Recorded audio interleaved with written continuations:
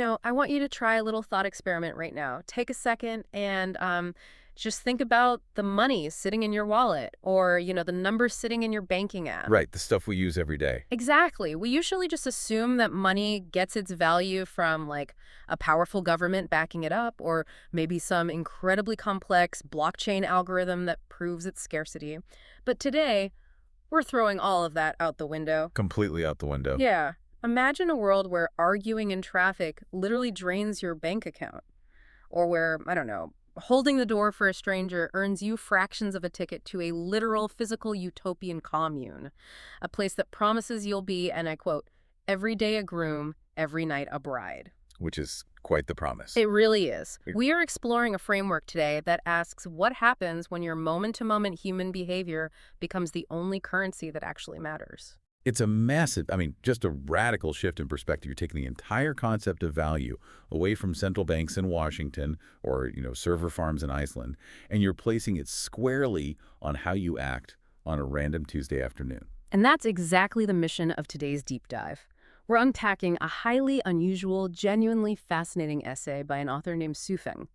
And the essay asks a very blunt question right in its title. It asks, which is more powerful and has more of a future, US dollar, Bitcoin, or F coin? Yeah, and before we really get into the mechanics of this F coin, I think it's crucial to lay down some ground rules for our conversation today. Definitely. This deep dive is a completely neutral exploration of the original source material. We aren't endorsing the ideological, societal, or political viewpoints presented in Xuefeng's essay. Our goal is strictly analytical. We just want to unpack this alternate economic and social system to understand its internal logic and see what it reveals about human psychology and the concept of value. Right. We're treating this as a blueprint of an alternate reality. So our journey today is going to hit three main stops. First, we'll look at the author's brutal critique of the economies we live in right now, meaning both fiat and crypto. The teardown. Yeah, the teardown. Second, we'll define what this mysterious F-coin actually is. And finally, we'll break down the incredibly specific gamified ledger of how you earn and lose this currency. So let's start with that teardown. Why does the author think our current concept of money is just doomed? Well, the author builds his whole argument on a fundamental distrust of the systems we interact with every single day. When he looks at fiat currency, so the US dollar, the euro, the Chinese RMB, he argues that they are entirely propped up by a remarkably fragile illusion. Which is credit, right? Exactly, credit. The essay takes the stance that if a government's standing weakens, or if public trust falters even slightly, the money you're holding isn't wealth anymore.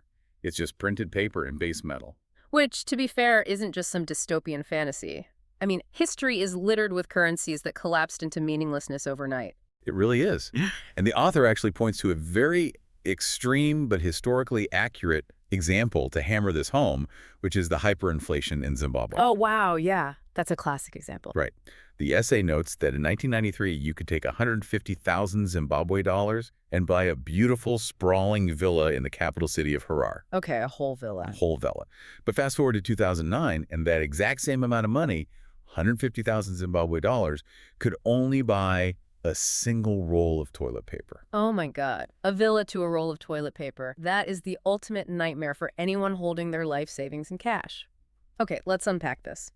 If fiat currency is essentially a house of cards waiting for a strong gust of wind, naturally, people look for an escape hatch. They want something secure. Right. And for a lot of people today, that escape hatch is cryptocurrency, Bitcoin, Ethereum, Polkadot. The logic is that math and decentralization fix their whole government trust issue. So does the author see crypto as a savior here? Not even close. In fact, his critique of crypto is arguably even harsher. While fiat relies on government credit, the author argues that cryptocurrency is backed by absolutely nothing other than human recognition and collective belief. Just vibes, essentially. Literally just vibes. If fiat is a fragile house of cards, crypto is described as a bubble floating on the waves. Because it only has value as long as the hype sustains it. The second the vibe shifts, the value vanishes. Precisely. The essay compares modern cryptocurrency to the infamous 17th century Dutch tulip bubble. Ah, the tulip mania. Yeah. When everyone collectively agrees a tulip bulb, or, a Bitcoin, is valuable, it becomes more precious than gold. People will mortgage their homes for it. But the author argues that the moment people stop recognizing that value, the bubble inevitably bursts. And then what happens? It becomes, in his words, worse than dirt, bankrupting millions of people in an instant. Man, I love how this sets up a massive philosophical vacuum. Think about the corner the author has backed himself into here. If traditional money is just a government promise that could be broken, and cryptocurrency is just internet hype that could evaporate tomorrow, you're left with a void. A huge void. Yeah. What fills that void? What happens when you try to invent a currency that is completely immune to both central bank hyperinflation and Reddit hype cycles? Well, that vacuum is where the author introduces his solution, which is Fcoin. And it operates on a fundamentally different plane of existence than anything we've discussed so far. How so?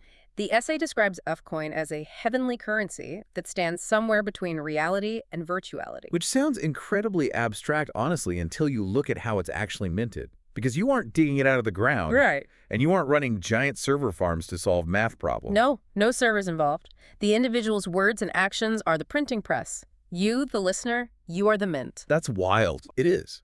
Because the currency is generated entirely by your behavior, it possesses qualities that traditional money just can't touch. According to the essay, predatory financial institutions can't scam you out of it. It can't be stolen by a pickpocket. So it's completely untouchable. Completely.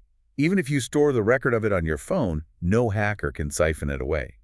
Furthermore, you can't transfer it to your kids, and you can't lend it to a friend. It's fundamentally, permanently attached to your individual soul and actions. But, I mean, that raises a massive glaring question. If I have a fortune in Fcoin, but I can't spend it at the grocery store, I can't invest it, and I can't buy a car with it, what's the utility? Why would I want a currency I literally can't spend? Because the utility is singular, and the payoff is immense. The essay outlines a very specific threshold. If you manage to accumulate exactly 5,000 Fcoins, you are granted entry into what the author calls a heaven-on-earth paradise. Wait, like an actual place? Yes. In Chinese, it's referred to as Shuai Taiyuan, which translates to an idyllic, utopian haven insulated from the chaos of the outside world. And we aren't talking about some metaphorical state of mind here. We're talking about a literal physical commune. The promises the author makes about this paradise are staggering. They really cover everything. They do. The essay states that once you cross that 5,000 Fcoin threshold and get inside, all of your basic human needs are completely covered forever. Food, clothing, housing, the inevitable struggles of aging, sickness, and eventually death. The community handles all of it. There's no unemployment, no loneliness, no scams. It acts as the ultimate impenetrable social safety net, funded entirely by your prior moral and behavioral ledger. And the lifestyle details are highly specific, too. The essay promises that in this paradise you can be every day a groom, every night a bride. Also claims the environment is so beautiful it will literally make you shout out loud, awesome to death. Awesome to death. It's a very striking use of language. The author is blending the promise of absolute stress-free material security with endless romantic, aesthetic, and emotional novelty. Here's where it gets really interesting. When you break down those mechanics, Fcoin doesn't function like a currency at all. It functions like an unhackable, karmic, frequent flyer program. That's a great way to put it. Yeah, you aren't buying a coffee with Fcoins, you're earning behavioral mileage points. And the ultimate reward is a first-class ticket out of regular society and into this gated utopian compound. Which brings up the elephant in the room. Yeah. What we're describing, a closed-loop system where entry is based on strict behavioral compliance, isolating members from the outside world at a promised utopia, shares a lot of structural DNA with high control groups. Right, or what most people would colloquially call a cult. Exactly. The currency is the control mechanism used to filter who gets into the community and who is kept out. So naturally, the next question is, how do I get my ticket? If the listener understands the prize hitting that 5,000 Fcoin mark to enter paradise, we really need to talk about the practical mechanics. How do you actually fire up your internal printing press and mint this heavenly money? Well, the author provides a highly detailed ledger of earning. And instead of abstract moral concepts, it's broken down into exact exchange rates for specific deeds. Like a menu. Exactly like a menu. Let's look at the promotional actions first. You earn Fcoins simply by spreading the author's word.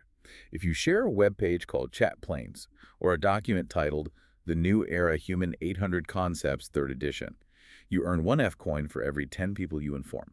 Okay, so if I blast it out to 100 people, I mint 10 Fcoins. You got it. Which feels very much like an affiliate marketing program for salvation. But what if I just want to write a check?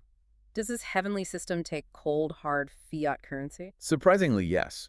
It's not entirely separated from traditional money. If you donate to the Life Genuine International Family Society, you earn 1 F coin for every 5 US dollars you donate. So a $100 donation nets me 20 F coins. Exactly.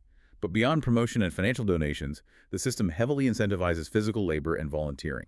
If you do general volunteering anywhere in the world, you get 1 F coin per day. Okay, that seems standard. But if you volunteer specifically for the Paradise Commune itself, or if you travel to participate in natural disaster rescue efforts, your earning rate doubles. You get 2 F coins per day for those actions. And then we get to the heavy hitters, the high-value actions. The essay explicitly lists a category of outstanding figures. It specifically names scientists, musicians, professors, doctors, thinkers, entrepreneurs, writers, famous artisans, singers, or dancers. A very specific VIP list. Very specific. And if you help one of these elites out of a life hardship, you earn a massive 100 F coins per person. You also earn 100 F coins if you save a human life from the brink of death, regardless of who they are. Now, you might wonder why this supposedly egalitarian utopia places such a massive premium on helping a famous singer or a tech entrepreneur. Right, it seems contradictory. It does.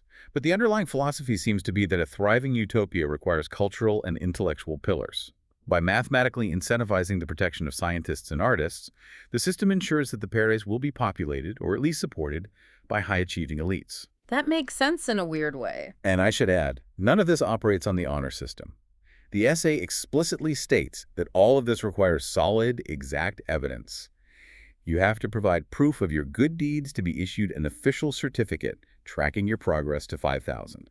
So what does this all mean? When you look closely at these numbers, the math reveals something deeply bizarre about the value system being proposed here. Let's do a little calculation. Let's hear it. Saving a human life from the brink of death earns you 100 F coins. That's incredible. It's the highest single payout on the board. But earlier, we noted that you get 1 F coin for every $5 donated to the Life Genuine organization.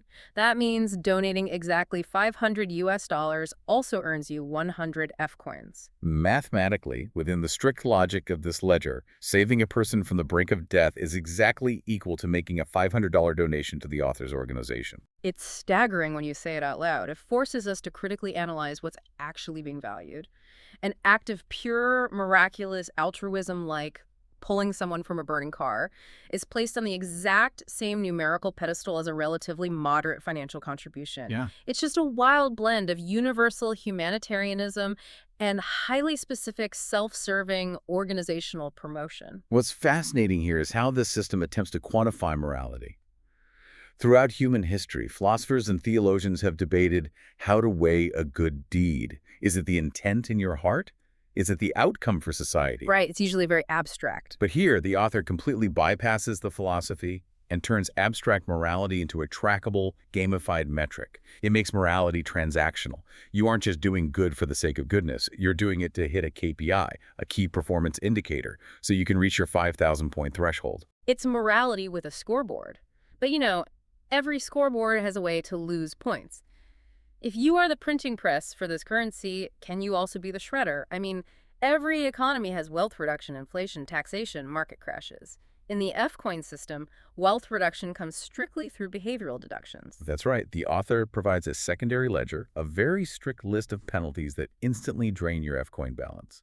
And just like the earning ledger, it's uncompromisingly specific. The smallest penalty listed is arguing. If you get into an argument with someone, your balance drops by 0.5 F coins. If you kill a wild animal, including a wild bird, you lose 1 F coin. And it scales up sharply from there. Getting into a physical fight with someone or stealing someone's property docks you 2 F coins per instance. Insulting or framing someone costs you 5 F coins. Then there's a very specific, fascinating penalty regarding authority. If a student reports a teacher, if a disciple reports a master, or if a child reports a parent, that action costs them 10 F coins. And finally, we have the most severe penalties. Hurting someone physically costs you 100 F coins. Committing rape also incurs a massive 100 F coin penalty. As long as someone provides evidence of these infractions, the coins are automatically deducted from your heavenly treasury. I have to push back on the hierarchy of sins here because the weight of these penalties is honestly baffling. Let's look at the math again. Committing a horrific, violent crime like rape incurs a 100 F coin penalty. Right. But remember our earning ledger. Saving a life earns you 100 F coins. Within this mathematical framework, those two acts, the ultimate violation and the ultimate salvation, cancel each other out perfectly. You're back to zero. It creates a stark moral equivalency that most modern justice systems would find totally incomprehensible. Completely incomprehensible. And look at the middle of that penalty ledger. I want to call this the authoritarian premium. A child reporting their parent to authorities, perhaps for abuse, the text doesn't specify context, incurs a 10 F coin penalty. Yeah, that is 5 times worse than stealing someone's property, which is only a 2 F coin penalty. What does that tell us about the underlying philosophy? It suggests a system that values hierarchical loyalty, blind obedience, and avoiding conflict far more than it values protecting personal property or individual safety. If we connect this to the bigger picture, these penalties reveal the ultimate control mechanism of the entire F-coin ecosystem. Let's say you do all the right things. You donate your money, you volunteer at disaster sites, maybe you even save a life. You're a model citizen. Exactly. You hit your 5,000 F-coins and you are welcomed into the heaven on earth paradise. You're enjoying a utopian life. You're every day a groom. But what happens if 6 months in, you get annoyed and get into a petty argument with your neighbor? You lose zero point 0.5 F coins. Exactly.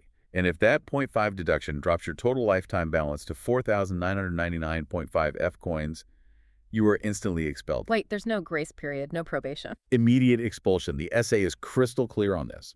Once a resident drops below the 5,000 threshold due to deductions, the trapdoor opens. They are instantly cast out of the Shiwai Taiwan. That is brutal. Now, they aren't banned permanently. They can return, but only after they go back out into the regular chaotic world and earn enough new F coins to cross back over that 5,000 point line. That is deeply unsettling. It's a closed-loop system of perpetual behavioral compliance. You can't just act like a saint to get through the gates and then, relax on the couch once you have your utopian mansion. You have to maintain your moral credit score constantly, forever, or you lose your salvation. It's the ultimate high-control environment masked as a paradise. And the author makes it clear that this behavioral straitjacket is locked in. The essay notes that this specific set of 8 earning rules and 8 losing rules was codified on March 30, 2023. It explicitly states that these rules are strictly valid until March 2031. So there's a timeline. Yes. After that date, more detailed, nuanced rules will be added, but the author promises that these foundational 16 rules will never expire. They are the permanent, unchangeable bedrock of the F-coin economy. Man, it is so much to wrap your head around. To summarize the wild journey we've just taken, the author, Xuefeng, looks at the global economy and sees traditional fiat currency as a fragile promise waiting to break and cryptocurrency as a dangerous illusion waiting to pop. Right. To solve this, he proposes F-coin, a purely behavioral currency where your everyday actions literally mint your wealth. You earn points for altruism, volunteering, and promoting his organization, and you lose points for arguing, harming animals, or defying authority. And the entire system exists to gamify entry into an earthly utopia, keeping its residents on a constant, paranoid treadmill of perfect behavior. This raises an important question, and it really challenges you, the listener, to think deeply about what we truly value. Obviously, the F-coin system is extreme, highly structured, and tied to a very specific isolated community. Very isolated. But even if we totally reject the concept of F-coin, we have to admit that every society functions on similar, albeit invisible, ledgers. We constantly track social credit, reputation, and acceptable behavior in our own communities. We cancel people, we elevate people, we reward good deeds with social status, and we punish bad behavior with social exile.